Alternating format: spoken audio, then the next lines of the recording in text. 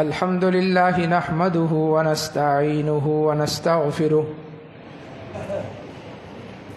ونعوذ بالله من شرور أنفسنا ومن سيئات أعمالنا من يهده الله فلا مضل له ومن يضلل فلا هادي له أشهد أن لا إله إلا الله وحده لا شريك له وأشهد أن محمدا عبده ورسوله أما بعد فإن أصدق الكلام كلام الله وأحسن الهدي هدي محمد صلى الله عليه وسلم وشر الأمور محدثاتها فإن كل محدثة بدعة وكل بدعة ضلالة وكل ضلالة في النار من يطع الله ورسوله فقد رشد واهتدى ومن يعص الله ورسوله فقد ضل وغوى سبحانك لا علم لنا إلا ما علمتنا إنك أنت العليم الحكيم اللهم انفعنا بما علمتنا وعلمنا ما ينفعنا وزدنا علما رب اشرح لي صدري ويسر لي أمري واحلل عقدة من لساني يفقه قولي اللهم ربي زدني علما اللهم صل على محمد وعلى أزواجه وذريته كما صليت على آل إبراهيم وبارك على محمد وعلى أزواجه وذريته كما باركت على آل إبراهيم إنك حميد مجيد أما بعد فأعوذ بالله السميع العليم من الشيطان الرجيم من همزه ونفخه ونفثه يا أيها الذين آمنوا كتب عليكم الصيام كما كتب على الذين من قبلكم لعلكم تتقون أياما معدودات اللہ وحدہ لا شریک کی بے پایاں رحمتوں، اس کی بخششوں، اس کی عنایتوں اور اس کی طرف سے مغفرتوں کا ماہ مبارک رمضان المبارک ہم پر سایہ فگن ہونے والا ہے۔ دعا ہے کہ اللہ تبارک و تعالی ہمیں یہ ماہ مبارک نصیب فرمائے اور اس میں خوب محنتیں، ریاضتیں، عبادتیں کرنے کی توفیق عطا فرمائے۔ سلف صالحین 6 مہینے پیشتر ہی اللہ تعالیٰ سے دعائیں مانگنا شروع ہو جاتے تھے کہ اللہ ہمیں رمضان المبارک نصیب فرما۔ 6 مہینے اللہ ہمیں رمضان نصیب فرما، 6 مہینے دعائیں کرتے تھے۔ پھر یہ ماہ مبارک ان کی زندگی میں آ جاتا تو اس میں خوب عبادتیں کرتے اور پھر 6 مہینے تک اللہ سے یہ دعا مانگتے رہتے کہ اللہ جو عبادت ہم نے کی ہے وہ اپنی بارگاہ میں قبول فرما۔ یہ ان کے نزدیک رمضان المبارک کی اہمیت تھی کہ آدھا سال اس کو اللہ سے طلب کرتے اور آدھا سال اس محنت کی قبولیت کی دعائیں کرتے تھے۔ اللہ تبارک و تعالیٰ نے اس مہینے کو ایک خاص مقام اور مرتبہ عطا فرمایا ہے کہ اس کے روزے، جسے عربی میں صوم کہا جاتا ہے یا صیام کہا جاتا ہے، وہ فرض کیے ہیں۔ اسلام کی بنیاد 5 چیزوں پر ہے۔ بنی الاسلام علی 50، 5 چیزیں اسلام کی بنیاد ہیں، جن میں سے 3 چیزیں سب پر فرض ہیں، چاہے مرد ہو یا عورت ہو، امیر ہو یا غریب ہو، بادشاہ ہو یا فقیر ہو۔ 3 چیزیں سب کے لیے ضروری ہیں۔ نمبر 1 شہادتین، شہادت کہتے ہیں گواہی کو، اور شہادتین کا مطلب 2 گواہیاں، اللہ کے معبود برحق ہونے کی گواہی اور محمد الرسول اللہ صلی اللہ علیہ وسلم کے رسول برحق ہونے کی گواہی۔ نمبر 2 نماز، جسے عربی میں صلاۃ کہتے ہیں، کلمے کے بعد نماز۔ اور نمبر 3 صوم، روزہ۔ یہ اسلام کی بنیاد ہے، سب پر فرض۔ البتہ چوتھا اور 5واں جو اسلام کا رکن ہے، زکوٰۃ صاحب نصاب پر فرض ہے۔ جس کے پاس نصاب کے مطابق کوئی چیز ہوگی، سونا چاندی یا جن چیزوں پر شریعت نے زکوٰۃ فرض کی ہے، تو اسے سال میں 1 مرتبہ زکوٰۃ نکالنی ہوگی صاحب نصاب کو۔ اور 5واں رکن ہے حج بیت اللہ، جس کے لیے استطاعت اللہ نے شرط لگائی ہے کہ جس کے پاس آنے جانے کے اخراجات اور پیچھے گھر والوں کے لیے گزر اوقات کے اخراجات موجود ہیں، پوری زندگی میں 1 مرتبہ اس پر حج فرض۔ بقیہ 3 چیزیں سب پر فرض ہیں۔ ایک شخص نبی اکرم صلی اللہ علیہ وسلم کی خدمت میں حاضر ہوا اور آ کر کہنے لگا، ارأیت یا رسول اللہ، اللہ کے نبی مجھے بتائیں، ان شہدت اللہ الہ الا اللہ وانک رسول اللہ، اگر میں گواہی دوں کہ اللہ کے علاوہ کوئی معبود نہیں ہے اور آپ اللہ کے سچے نبی ہیں، وصلیت والصلوات الخمس، اور میں 5 وقت کی نمازیں پڑھوں، وصمت رمضان وقمتہ، اور رمضان المبارک کے روزے رکھوں اور رمضان المبارک کا قیام بھی کروں۔ جی ہاں، روزے کے ساتھ اس نے قیام کا بھی لفظ ادا فرمایا کہ روزے بھی رکھوں اور قیام بھی کروں۔ فممن انا، میں کہاں جاؤں گا، مجھے کیا بدلہ ملے گا، میں کس جگہ پر ہوں گا، میرا درجہ کیا ہوگا، مقام کیا ہوگا۔ کتنے کام ذکر کیے؟ شہادتین، صلاۃ اور صوم، 3 چیزیں۔ مجھے کیا ملے گا، میں کہاں پر ہوں گا، ممن انا، فَمَا مِنَ الصِّدِّيقِينَ وَالشُّهَدَاءِ، کل قیامت کے دن اللہ تجھے صدیقین اور شہداء کے ساتھ اٹھائے گا۔ جو مقام اور مرتبہ سچوں کا ہوگا، صدیقین کا ہوگا، وہی تیرا ہوگا۔ جو مقام اور مرتبہ شہداء کو ملے گا، وہی تجھے اللہ تعالیٰ عطا فرمائے گا۔ تو اسلام کے اندر اس صوم کی بڑی اہمیت ہے۔ اللہ تبارک و تعالیٰ نے روزہ کافی وقت کے بعد فرض کیا، دیگر احکامات فرض ہوتے رہے، لیکن روزے کو تھوڑا سا ٹائم لگا۔ رمضان المبارک کے روزے اللہ تبارک و تعالیٰ نے کب فرض کیے؟ سن 2 ہجری میں۔ ہجرت کر کے اللہ کے نبی صلی اللہ علیہ وسلم مدینہ آ گئے، پہلا سال بھی گزر گیا، جب دوسرا سال آیا، رمضان المبارک کا مہینہ آیا، اللہ نے روزے فرض کیے۔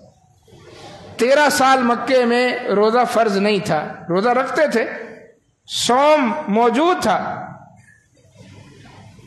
عاشورے کے دن کا روزہ مسلمان رکھتے تھے، بلکہ جو جاہلیت میں اس کا اہتمام، اس روزے کو اہتمام کے ساتھ لوگ رکھتے تھے۔ زمانہ جاہلیت میں جو قریش تھے وہ اس دن کا اہتمام کرتے تھے، عاشورے کے دن کا روزہ بھی رکھتے تھے، اور اللہ کا گھر بیت اللہ، اس کا غلاف بھی تبدیل ہوتا تھا 10 محرم کو، عاشورے کے دن، زمانہ جاہلیت میں۔ یہ غلاف جو ہے اللہ کے نبی صلی اللہ علیہ وسلم کے سامنے بھی تھا، آپ کے زمانے میں بھی تبدیل ہوتا رہا، اور بعد میں آج تک بیت اللہ کے غلاف کو تبدیل کیا جاتا ہے، اہتمام کیا جاتا ہے۔ بہت سارے لوگ ہیں نادان قسم کے، بیت اللہ کے غلاف کو دلیل بنا کر کہتے ہیں قبروں پر بھی چادریں چڑھانا جائز۔ چی نسبت خاک رب عالم پاک، وہ تو عالم پاک ہے، اللہ کا گھر ہے، اس کی کیا نسبت، تمہاری قبریں کہاں سے دلیل لے رہے ہو؟ تو یہ جہالت ہے کہ لوگ بیت اللہ کے غلاف کو دیکھ کر دلیل بنا کر کہیں جی قبروں پر چادریں چڑھانا جائز ہے، تم بھی تو بیت اللہ پر غلاف چڑھانا یہ سنت تقریری ہے، اللہ کے نبی کے سامنے ہوا، آپ نے منع نہیں کیا، آپ نے اس کا اثبات کیا، اور یہ شعائر اللہ میں سے ہے۔ قبر کو کب، کہاں، کس جگہ شریعت نے شعائر اللہ کہا ہے؟ تو مشرکین اس زمانے میں جس کو جاہلیت کا زمانہ کہا جاتا ہے، عاشورے کے دن کا روزہ رکھتے تھے، بیت اللہ کا غلاف تبدیل کرتے تھے، اور مسلمان بھی اس دن کا روزہ رکھتے تھے اہتمام کے ساتھ، حتیٰ کہ مدینہ آ گئے، اور پہلا سال جو تھا مدینہ میں ہجرت کا، اس میں بھی صحیح بخاری کے اندر حدیث موجود ہے کہ صحابہ کرام صحابیات اہتمام کے ساتھ عاشورے کے دن کا روزہ رکھتے، بچوں کو رکھواتے، چھوٹے چھوٹے بچے بلکتے تھے، روتے تھے، بھوک اور پیاس کی وجہ سے ان کو کھلونے دے کر بہلاتے تھے، لیکن اس کا روزہ مسلمان رکھتے تھے۔ ہجرت کا دوسرا سال ہوا، اللہ تبارک و تعالی نے فرمایا یا ایھا الذین آمنوا کتب علیکم الصیام کما کتب علی الذین من قبلکم لعلکم تتقون، ایمان والو اب روزہ رکھنا تم پر فرض ہے، رمضان کے روزے رکھنا اللہ نے تم پر فرض قرار دے دیا۔ ہجرت کے دوسرے سال جب اسلام کی عمر 15 سال ہوئی، اس سے محدثین نے یہ نقطہ اخذ کیا کہ روزہ بلوغت کے بعد فرض ہے، نماز کے لیے بلوغت شرط نہیں ہے۔ 10 سال کی عمر ہو جائے بچے کی نماز فرض، اس کا طریقہ اللہ کے نبی نے بتایا کہ جب تمہارے بچے 7 سال کے ہو جائیں ان کو نماز سکھاؤ، دعائیں، نماز کے آداب، مسجد کے آداب، اپنے ساتھ مسجد لے کر جاؤ، صفوں میں کھڑا کرو، بچوں کو آداب سکھاؤ، 3 سال ان پر محنت کرو، 10 سال کے ہو جائیں اب نماز فرض ہو گئی ہے، اب نماز وہ نہ پڑھے، نماز ترک کرے، فرمایا اب ان کو تم سزا دے سکتے ہو، مار سکتے ہو۔ 10 سال کی عمر شریعت نے نماز کے لیے مقرر کر دی، روزے کے لیے بلوغت ہے، اور اس سے یہی نقطہ اخذ کیا کہ جیسے ہی بچی بالغ ہو جائے روزہ فرض ہے، اور اس کے لیے مختلف علاقوں کے اندر مختلف عمر ہوتی ہے، کوئی 12 سال، کوئی 10 سال میں ہی بالغ ہو جاتا ہے، کہیں 14 سال، زیادہ سے زیادہ اگر اس میں مدت لگتی ہے تو 15 سال، 15 سال پہ روزہ فرض ہو جاتا ہے، چاہے بالغ ہو یا نہ ہو۔ اسلام کی عمر بھی 15 سال ہوئی، اللہ نے روزہ فرض کر دیا۔ اب اہتمام کے ساتھ روزہ رکھنے کا حکم ہے کہ اب روزہ فرض ہے، کتب علیکم الصیام، اس روزے کو رکھو، کما کتب علی الذین من قبلکم، تم سے پہلی امتوں پر بھی روزہ فرض تھا۔ یہی عاشورے کا روزہ، اللہ کے نبی نے اس کی وضاحت کی کہ موسیٰ علیہ السلام نے فرعون کے ڈوبنے پر 10 محرم کو غرق ہوا، اللہ تبارک و تعالی نے فرعون کو لاؤ لشکر سمیت نیست و نابود کیا، سیدنا موسیٰ علیہ السلام نے شکریہ کے لیے روزہ رکھا، تو یہ ہر امت کے اندر روزہ موجود تھا۔ عظیم الشان عبادت ہے، عظیم الشان، اور اس کا سبب اللہ تبارک و تعالی نے یہ بیان فرمایا کہ لعلکم تتقون، تاکہ تم بچ جاؤ، تاکہ تم بچ جاؤ۔ عرف عام میں اس کا ترجمہ کیا جاتا ہے تاکہ تم متقی بن جاؤ، پرہیزگار بن جاؤ، لیکن یہاں یہ دونوں معنی مراد ہیں، متقی بن جاؤ، پرہیزگار بن جاؤ، لعلکم تتقون تاکہ تم بچ جاؤ۔ روزہ تمہیں بچا لے گا، کس سے بچائے گا؟ دنیا میں تمہیں گناہوں سے بچائے گا۔ روزے کے اندر اللہ تبارک و تعالیٰ نے یہ طاقت رکھی ہے، الصیام جنۃ، فرمایا روزہ ڈھال ہے۔ ڈھال سمجھتے نا، گول سا ایک اوزار ہوتا ہے، جب دو بدو لڑائی ہوتی تھی تیل تلوار نیزے کی، تو ہر شخص کے پاس ایک ہاتھ میں ڈھال ہوتی ہے اور ایک ہاتھ میں تلوار ہوتی ہے، تلوار سے وار کرتا ہے، اور دوسرے ہاتھ میں جو ڈھال پکڑی ہوئی ہے دشمن کا وار آتا ہے اس سے روکتا ہے، تیر آ رہا ہے اس کو آگے کر دیتا ہے، ڈھال کو دشمن کے وار سے ڈھال کے ذریعے بچتا ہے۔ جس طرح دشمن کے وار سے ڈھال کے ذریعے تم بچتے ہو، ایسے ہی روزہ ڈھال ہے، تمہیں دنیا میں گناہوں سے بچائے گا، تمہیں دنیا میں گناہوں سے بچائے گا۔ اس روزے کے اندر یہ طاقت ہے، لعلکم تتقون، اور دوسرا ترجمہ یہ کہ تمہیں جہنم سے بچائے گا آخرت میں۔ اگر دنیا میں روزے کو تم نے ڈھال بنا لیا گناہوں کے مقابلے میں، تو پھر اس کا لازمی نتیجہ یہ نکلے گا کہ اللہ جہنم کے مقابلے میں اس روزے کو تمہارے لیے ڈھال بنا دے گا، پھر تمہیں جہنم سے بچائے گا۔ کیسے بچائے گا؟ رسول اللہ صلی اللہ علیہ وسلم کی حدیث ہے، الصیام والقرآن یشفعان، روزہ اور قرآن دونوں سفارش کریں گے۔ کب؟ جب کوئی بھی آپ کے پاس پھٹکنے کے لیے تیار نہیں ہوگا، یوم یفر المرء من اخیہ، جس دن آپ کا بھائی آپ کو دیکھ کر بھاگ جائے گا، وَأُمِّهِ وَأَبِيهِ، آپ کے والد آپ کو دیکھ کر بھاگ جائیں گے، آپ کی والدہ آپ کو دیکھ کر بھاگ جائے گی، وَصَاحِبَتِهِ وَبَنِيهِ، آپ کی بیوی آپ کو دیکھ کر بھاگ جائے گی، آپ کے بیٹے آپ کو دیکھ کر بھاگ جائے گی۔ یہ قرآن کے الفاظ، بلکہ انسان پریشان ہوگا کہ اب کوئی بھی میرے پاس نہیں ہے، تن پہ کپڑے نہیں ہیں، جیب بھی نہیں ہے کہ یہاں کوئی رشوت دے کے کام چل جائے جیسے دنیا میں چلتا ہے۔ جو سفارشی بن سکتے تھے، جو قریبی رشتہ دار تھے، وہ بھاگ گئے، اب کیا بنے گا میرا؟ ایک طرف سے آواز آئے گی اچانک، یا ربی انی منعتہ من الشہوات، اے اللہ میں نے اس بندے کو شہوات سے، خواہشات سے روک رکھا تھا۔ کس کی آواز ہوگی یہ؟ روزے کی آواز۔ یہ کھانے پینے سے، شہوات، اپنی جائز خواہشات کو پورے کرنے سے رک گیا تھا، میں نے روکا تھا اس کو دنیا میں، لہذا آج میں اس کی سفارش کرتا ہوں۔ اس کی آواز ختم ہوگی، دوسری آواز بلند ہوگی، یا ربی انی منعتہ من النوم، اللہ میں نے اس کو سونے سے روک رکھا تھا، یہ سوتا نہیں تھا، مجھے پڑھتا تھا، میری تلاوت کرتا تھا۔ قرآن کی آواز۔ روزہ اور قرآن دونوں مل کر اللہ کے حضور سفارش کروا رہے ہیں، کس کی؟ بندے کی، انسان کی، جس نے ان کے ساتھ اپنا تعلق مضبوط رکھا، روزہ رکھا، قرآن کی تلاوت کی۔ لہذا اللہ آج ہماری سفارش ہے اس کے حق میں کہ اس کو جہنم سے آزاد کر دے، جنت کا پروانہ جاری کر۔ فَيُشَفَّعَانِ، حدیث کے الفاظ ہیں، اللہ روزے اور قرآن دونوں کی سفارش قبول کر کے بندے کو جنت کا پروانہ جاری کر دے۔ تو لعلکم تتقون کا مطلب یہ ہے کہ دنیا میں اس کو گناہ کے مقابلے میں ڈھال بناؤ۔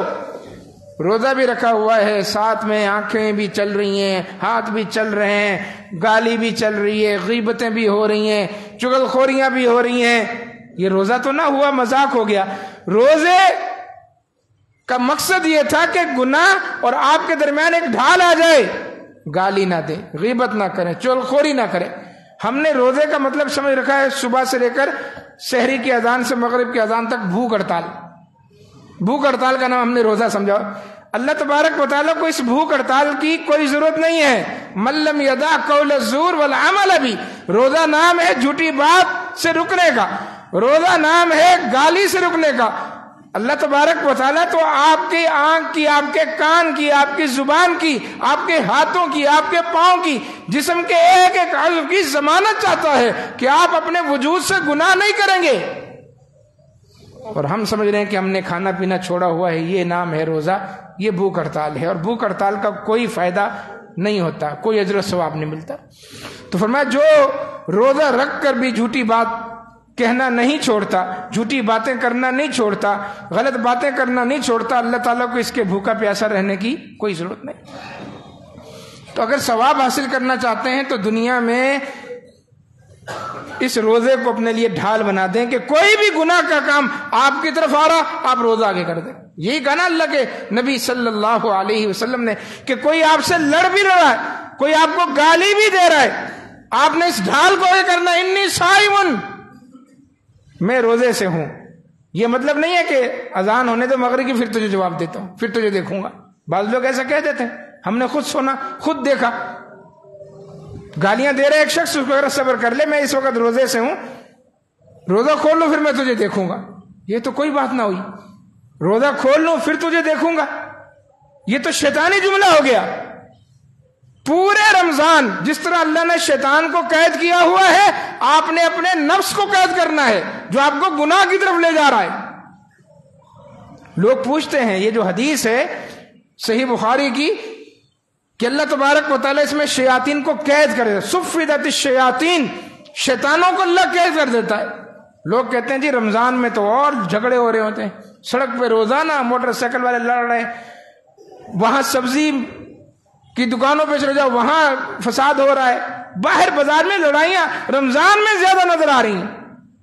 اللہ نے بڑے شیطان کو قید کیا ہے، آپ کے نفس کا جو شیطان ہے اس کو آپ نے قید کرنا ہے، آپ نے اس کو باندھنا ہے، وہ تو آپ نے کھلا چھوڑا ہوا ہے۔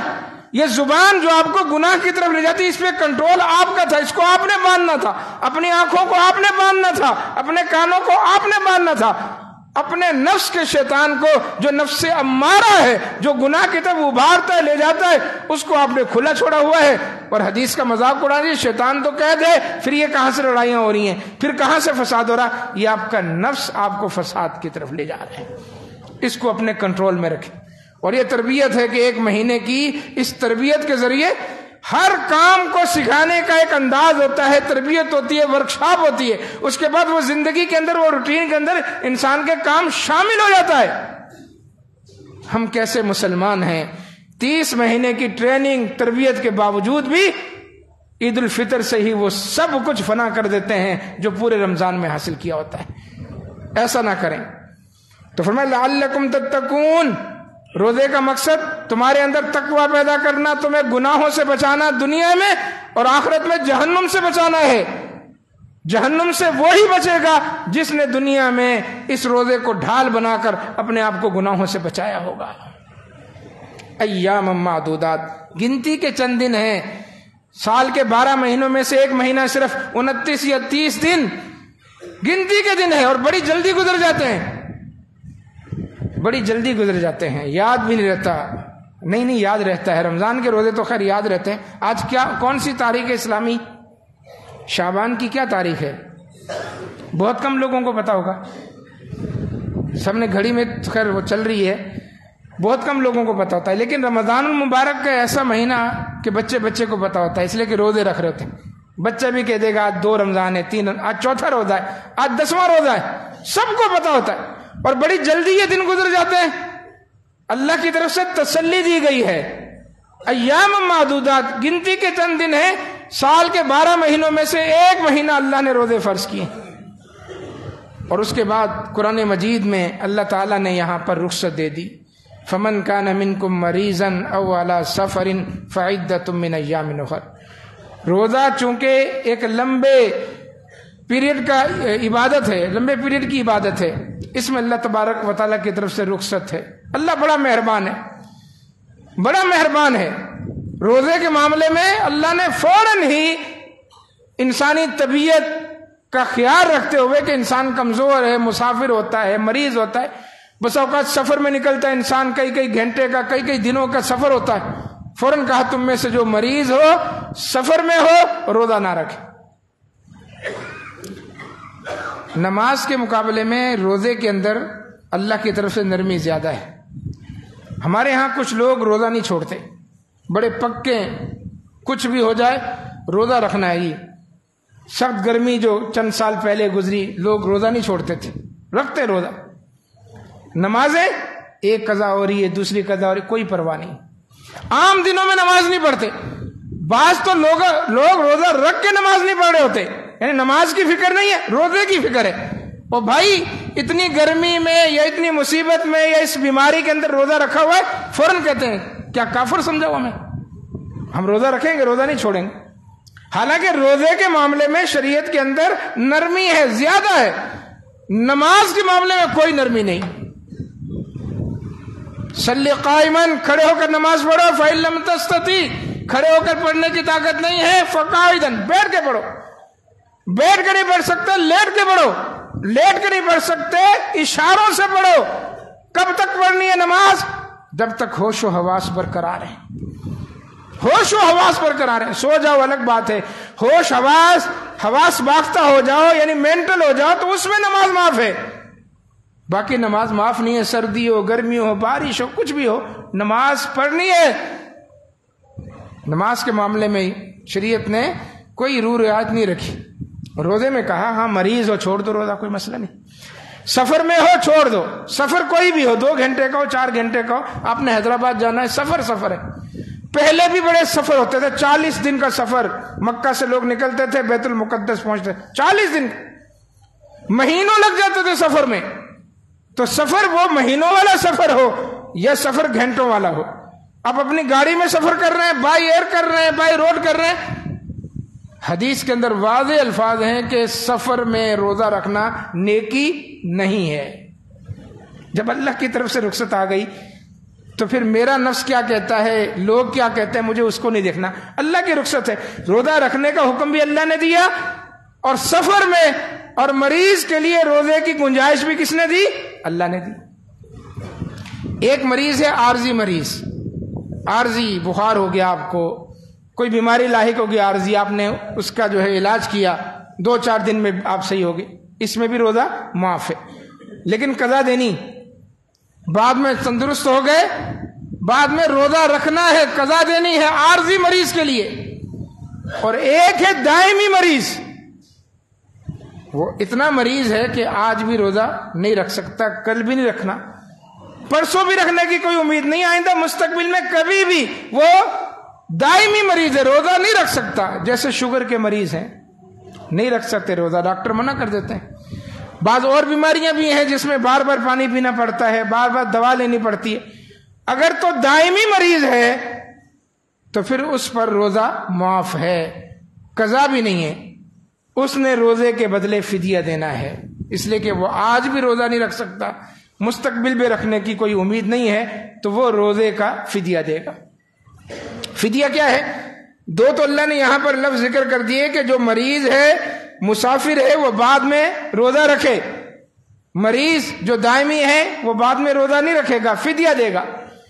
تیسرا لفظ اللہ نے ذکر کیا وَعَلَى الَّذِينَ يُطِيقُونَهُ فِدْيَةٌ طَعَامُ مِسْكِينٍ، اور وہ لوگ جو روزہ رکھنے کی طاقت نہیں رکھتے، انتہائی بوڑھے، انتہائی کمزور، لاغر، نحیف، بعض لوگ بہت کمزور ہوتے ہیں، نہیں رکھ سکتے روزہ، بعض لوگ جن کی عمر زیادہ ہو جاتی ہے، بوڑھے ہوتے ہیں، نہیں رکھ سکتے روزہ، بڑھاپے میں رکھنا روزے مشکل ہوتا ہے۔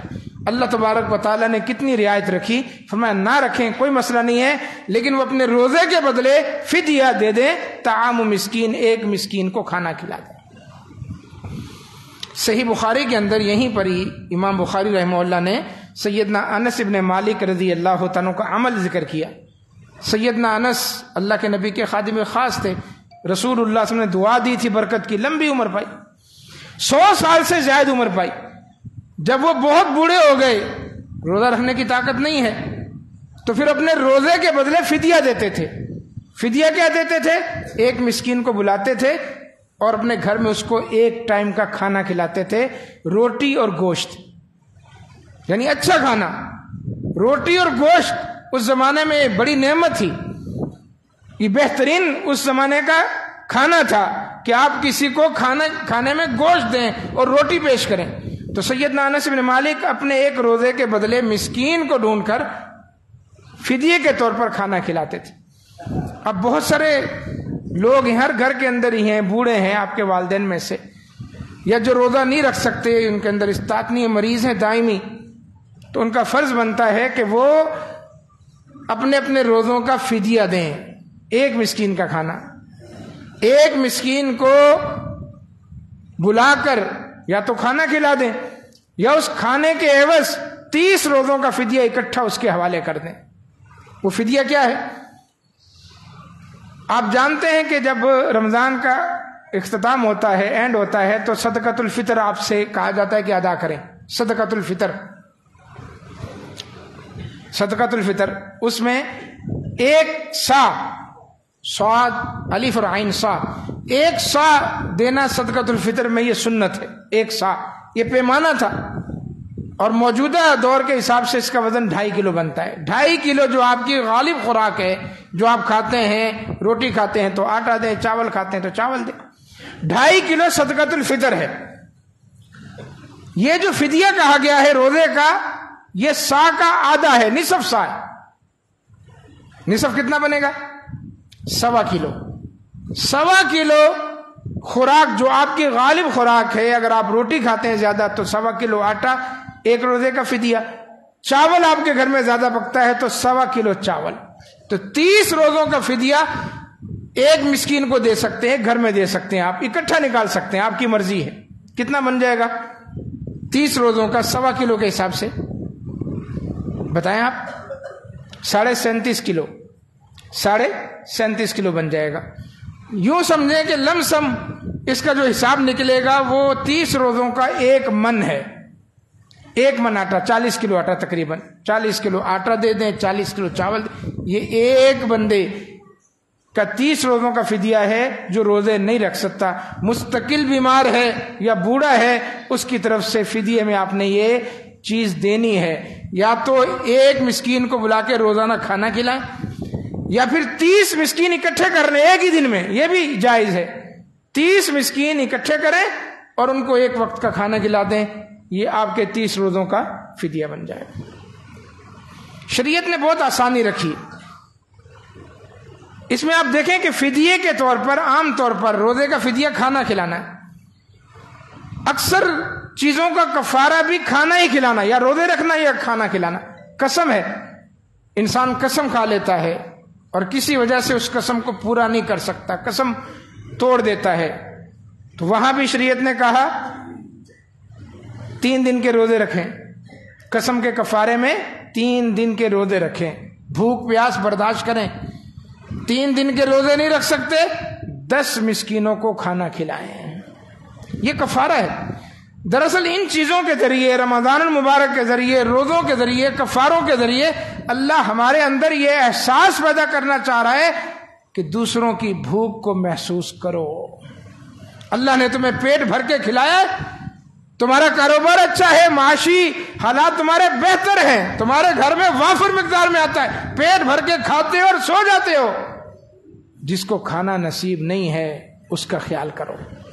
اللہ ان چیزوں کے ذریعے سے اس کے کھانے کا بندوبست کرواتا ہے. فدیہ نکالو تاکہ اس کے گھر میں بھی کھانا پہنچے، کفارہ دو تاکہ اس کے گھر میں بھی کھانا پہنچے، اس کی بھی بھوک مٹے. کھانا کھلانا ایک بہترین عمل ہے. پانی پلانا، کھانا کھلانا، دوسروں کی بھوک اور پیاس کا احساس کرنا کہ آپ کے پڑوس میں کوئی بھوکا تو نہیں سو رہا، آپ کے خاندان میں کوئی غریب تو نہیں ہے جس کے گھر میں فاقے چل رہے، آپ پیٹ بھر کے کھا رہے ہیں. کیا فرمایا؟ واللہ لا یؤمن، واللہ لا یؤمن، واللہ لا یؤمن. 3 دفعہ کہا اللہ کی قسم وہ مومن نہیں ہے، اللہ کی قسم وہ مومن نہیں ہے، اللہ کی قسم وہ مومن نہیں ہے. کون یا رسول اللہ مومن نہیں ہے؟ فرمایا وہ شخص مومن نہیں ہے جو خود تو پیٹ بھر کے کھا رہا ہو اور اس کا پڑوسی بھوکا ہو. مومن نہیں ہے. ایمان نماز پڑھنے کا نام نہیں ہے صرف کہ آپ اپنی نمازوں سے آپ کو غرض ہے، اپنے روزوں سے غرض ہے، حج اور عمرے سے غرض ہے. ایمان یہ کہتا ہے کہ آپ کے اڑوس پڑوس میں، آپ کے رشتہ داروں میں کوئی بھوکا نہیں سونا چاہیے. آپ اس کا خیال کریں. اور اس روزے کے ذریعے سے ہمیں بتایا گیا کہ بھوک کیا چیز ہے. بھوکا رہیں تاکہ آپ کو پتہ چلے کہ بھوک کیا چیز ہے، پیاس کیا چیز ہے. آپ کے اندر اس بھوک کو محسوس کرنے کا جذبہ پیدا ہو، پیاس کو محسوس کرنے کا جذبہ پیدا ہو، اور اس بھوک اور پیاس کے ذریعے سے آپ کو دوسروں کی بھوک اور پیاس کا احساس ہو.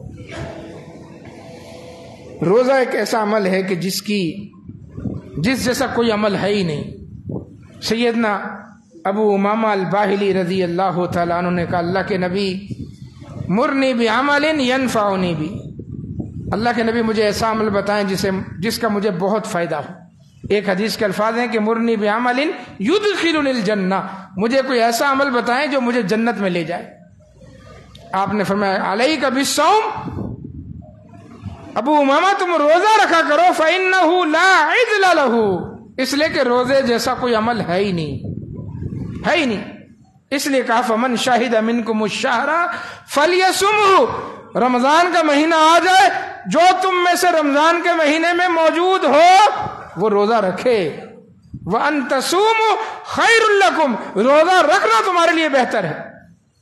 ابو امامہ روزہ رکھا کرو، روزے جیسا کوئی عمل نہیں. اس حدیث کی شرح میں لکھا محدثین نے کہ اس کے بعد ابو امامہ الباہلی کے گھر میں کبھی دن کے وقت دھواں نہیں نکلتا تھا.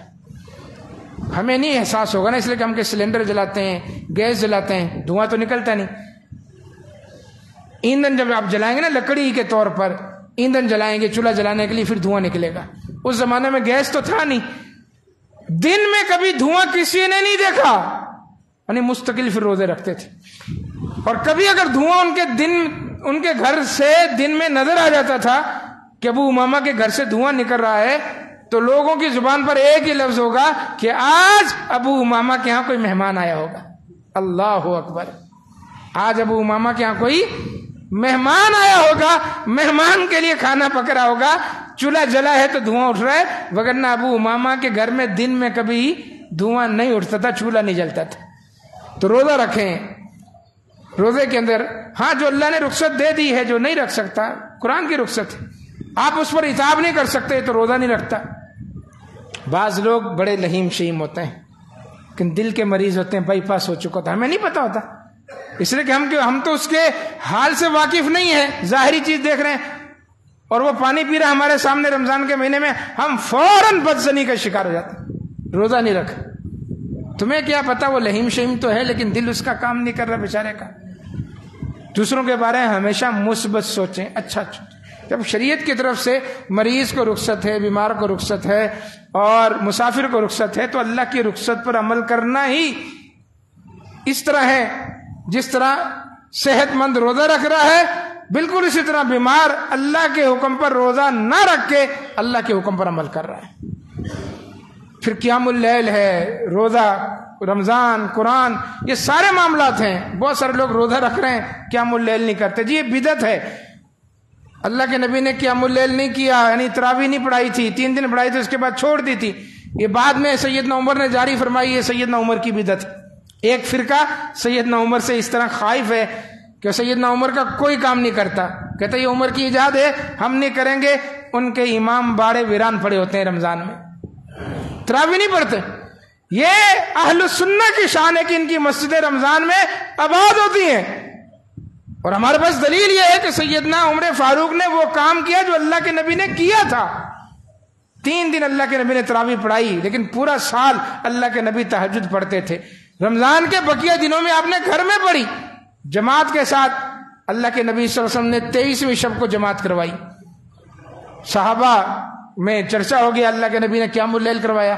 اگلی رات 24 میں اللہ کے نبی نہیں نکلے، 25ویں شب آئی، اللہ کے نبی پھر آئے، پھر آپ نے قیام اللیل کروایا۔ پھر صحابہ میں چرچا ہوا، اللہ کے نبی رات کو نماز پڑھاتے ہیں، 26ویں شب پھر صحابہ جمع ہوئے، اللہ کے نبی نہیں نکلے۔ 27ویں شب کو اللہ کے نبی نے دوبارہ قیام کروایا، اور اتنا لمبا قیام تھا صحابہ کہتے تھے کہ ہمیں خدشہ ہوا کہ کہیں سحری کا وقت بھی ملے گا کہ نہیں ملے گا۔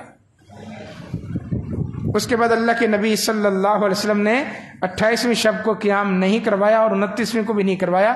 آپ نے فرمایا تمہارا ذوق اور شوق دیکھ کر مجھے خدشہ ہوا کہ یہ نماز کہیں تم پر فرض نہ کر دی جائے، اگر فرض ہو گئی تو تم نہیں پڑھو گے۔ اب دین مکمل ہو گیا، اب بکر صدیق کا دور خلافت بھی گزر گیا، قرآن مکمل ہو گیا، اب کسی چیز کے فرض ہونے کا خدشہ نہیں تھا، اس لیے کہ جو چیزیں فرض ہونی تھی ہو چکی۔ سیدنا فاروق اعظم نے دیکھا اپنے دور خلافت میں چند لوگ وہاں کھڑے ہیں، چند وہاں کھڑے ہیں، ایک جماعت وہاں ہو رہی ہے، ایک جماعت مسجد نبوی کے اندر کئی لوگ قیام اللیل کر رہے ہیں۔ کہا سب کو اگر ایک امام کے پیچھے اس طرح جمع کر دیا جائے جس طرح اللہ کے نبی نے پڑھائی تھی، کتنی اچھی بات ہو جائے۔ ابی ابن کعب اور تمیم داری کو کہا تم دونوں امام بنو اور لوگوں کو 11 رکعت نماز پڑھاؤ، ایک امام کے پیچھے۔ اس وقت سے لے کر اللہ کی کروڑہ رحمتیں نازل ہوں، کروڑہ سلام نازل ہوں سیدنا فاروق اعظم پر کہ انہوں نے یہ عظیم الشان عبادت جس کی اصل موجود تھی، سنت موجود تھی اللہ کے نبی صلی اللہ علیہ وسلم کے عمل کی شکل میں، انہوں نے اہل السنہ کو، مسلمانوں کو یہ رمضان کا عظیم تحفہ دیا۔ تو قیام کرنا اللہ کے نبی کی سنت ہے، با جماعت نماز، قیام اللیل، تراویح خیر کثیر ہے، لہذا جان بوجھ کے انسان اس کو نہ چھوڑے اور قیام بھی کرنے کی کوشش کرے۔ خواتین بھی پڑھیں، روزے بھی رکھیں، قیام اللیل بھی کریں، دعائیں بھی کریں، قرآن کی تلاوت کریں، صدقہ خیرات کریں، اپنی زبانوں کی حفاظت کریں، جتنی نیکیاں ہو سکتی ہیں اس نیکیوں کے موسم میں اس کو کر گزریں، اس لیے کہ یہ رمضان پھر بار بار ملنے والی چیز نہیں ہے۔ اللہ تعالی ہمیں بار بار رمضان المبارک جیسی نعمت نصیب فرمائے، عبادتیں کرنے کی توفیق عطا فرمائے، اس مہینے کا حق ادا کرنے کی توفیق عطا فرمائے، اور جو ریاضتیں عبادتیں ہم کریں خالص نیت کے ساتھ کریں، اور اللہ تبارک و تعالی ہماری عبادتوں کو اپنی بارگاہ میں شرف قبولیت سے بھی نوازے۔ اقول قولی ھذا استغفر اللہ۔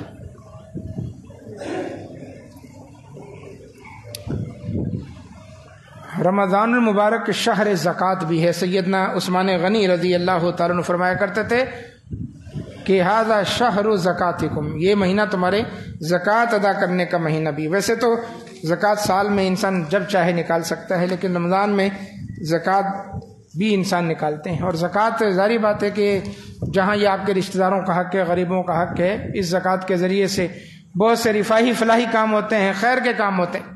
آپ کا یہ ادارہ فروغ قرآن و سنت، یہ اس جگہ پر چھوٹی سی مسجد تھی، آج دیکھیں الحمدللہ، اور پیچھے اتنا بڑا پلاٹ، یہ آپ کے تعاون سے ممکن ہوا۔ آپ صدقات خیرات اور جو اللہ تعالیٰ کے لیے جو اللہ نے آپ کو توفیق دی نکالتے ہیں اس میں، تو یہ خیر کے کام۔ اور صرف یہ ایک مسجد نہیں ہے، اور 9 مراکز ہیں اسی مرکز کے، یعنی اس کی شاخیں ہیں، اس سے جو روشنی پھوٹی ہے یارو گوٹ کے اندر، تحصیل ٹاؤن کے اندر، اورنگی کے اندر، مشرف کالونی کے اندر، کورنگی کے اندر، اور بہت سارے اس کے اندر خیر کے کام ہو رہے ہیں۔ ابھی آپ نے دیکھا بدھ کے دن یہاں پر پیچھے لیمسلان کے اندر تقریب تھی، کتنے بچے تھے، ناظرہ پڑھنے والے، حفظ کرنے والے، دعائیں، ایسی چیزیں توحید کی جو بڑے بڑوں کو نہیں پتہ ہوتا۔ تو یہ خیر کے کام ہو رہے ہیں سارے آپ کے تعاون سے۔